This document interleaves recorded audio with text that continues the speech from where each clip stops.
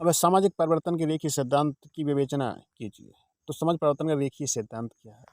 अब रेखीय सिद्धांत क्या है? समाज परिवर्तन का जो सीधा चला जाए फिर लौट कर ना आए, वो रेखीय परिवर्तन का सामाजिक परिवर्तन का रेखीय सिद्धांत है। अब इसके सामाजिक परिवर्तन मतलब जो सामाजिक परिवर्तन रेखीय रूप से होता है, मतलब एक ही दिशा में होता है, जो पुनः वापस नहीं आता, उसे रेखीय सिद्धांत कहते हैं।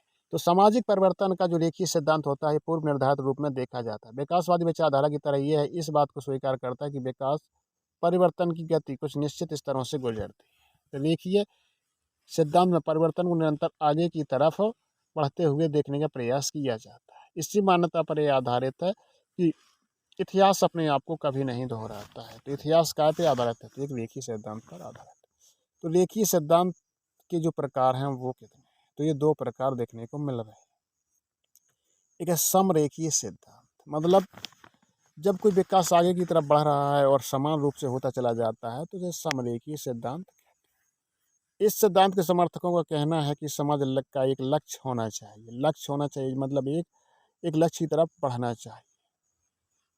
जब परिवर्तन एक सीधी रेखा में होता है तो मार्गन, वैकोफेन, हेडन, काम्पटन इसी प्रकार के सिद्धांत ये है।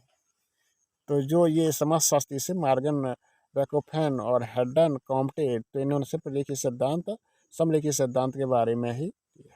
कभी कभी भले ही ऐसा दिखाई देता है कि परिवर्तन को लक्ष्य से अलग करने के लिए उसके मार्ग में कुछ बाधाएं आती रहती हैं, किंतु अंत में समाज एक निश्चित लक्ष्य पर जाता है।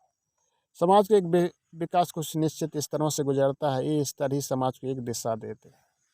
अब काम्टे जी कहते हैं, क्या कहते हैं कि विश्व सभी, इन्होंने एक क्रम बताया कि पहले धार्मिक, फिर दार्शनिक, फिर वैज्ञानिक स्तरों से गुजरते हैं। अर्थव्यवस्था सभी समाजों में भोजन संकलित करने एवं शिकार करने, पशुपालन तथा चारागाह एवं कृषि औद्योगिक स्तरों से गुजरेगी। कला सभी समाजों में पहले प्राकृतिक, फिर प्रतीकात्मक, फिर ज्यामिति होगी।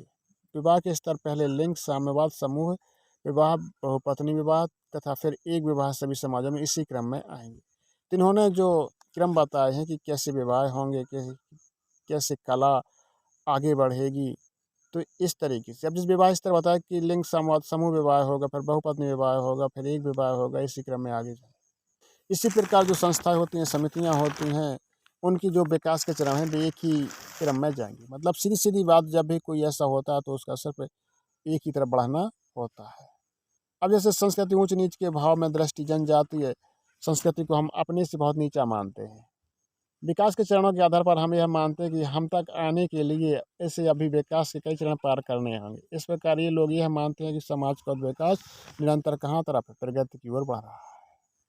अब विविध रेखीय सिद्धांत यानी कि मल्टी लाइनर थ्योरी, मतलब विविध रेखीय सिद्धांत का मतलब हुआ पहले तो एक ही लाइन में जाता था, अब विभिन्न रेखाओं में जाता है। इस सिद्धांत समर्थकों का कहना है कि जो समाज का विकास है कुछ निश्चित स्तर से गुजर रहा था, मतलब ये एक ही स्तर था, इसमें निश्चित स्तरों से गुजर रहा था जब ये लाइनर हुई, मल्टी लाइनर हुआ।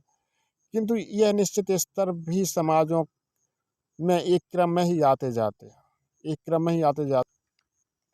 यह आवश्यक नहीं कि कृषि युग में आने वाले पूर्व ही समाज में पशुपालन के स्तर से गुजरना ही पड़ेगा।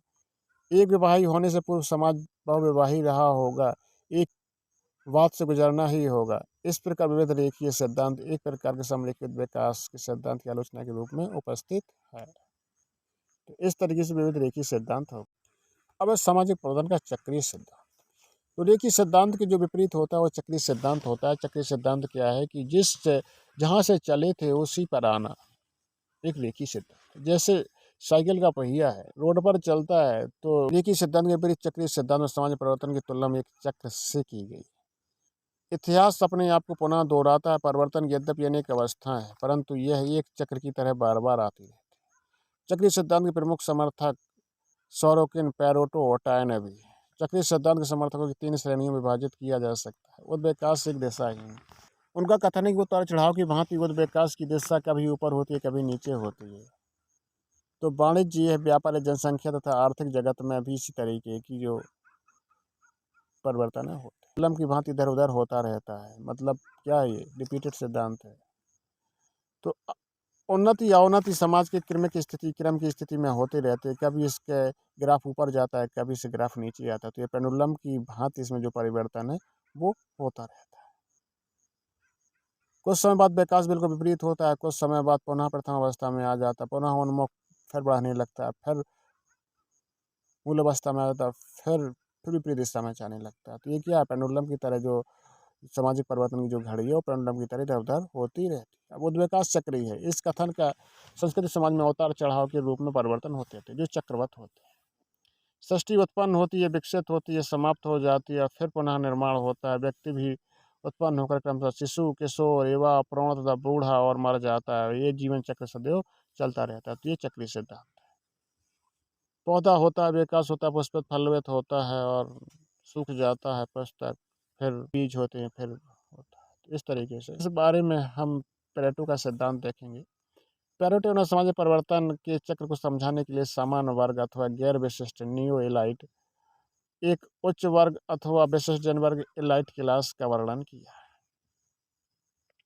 तो नियो एलाइट व एलाइट क्लास का वर्णन किया। जब दोनों वर्गों की गति चक्रीय होती है तो समाज का ऊपरी भाग अपना जो वैभव और स्तर समाप्त होने पर निम्न श्रेणी में आ जाता है तथा निम्न वर्ग अपने गुणों का विकास करके चक्रीय गति द्वारा उत्तरोत्तर ऊपरी भाग में प्रविष्ट होने लगता है। इस प्रकार समाज के आकार प्रकार पर इसका प्रभाव पड़ता है, चाहे प्रभाव की गति मंद हो अथवा तीव्र। पेरेटो ने संस्कृति चक्र के उतार चढ़ाव को 3 स्तरों में बांटकर समझाया है कि मानव समाज के प्रारंभिक काल में विवाह संस्था नहीं थी और यौन संबंधों पर भी कोई नियंत्रण नहीं था। उसके बाद आज समाज में यौन संबंधों पर कठोर नैतिकता पाई जाती है। ब्रह्मचर्य के सती तत्व पर बहुत बल दिया जाने लगा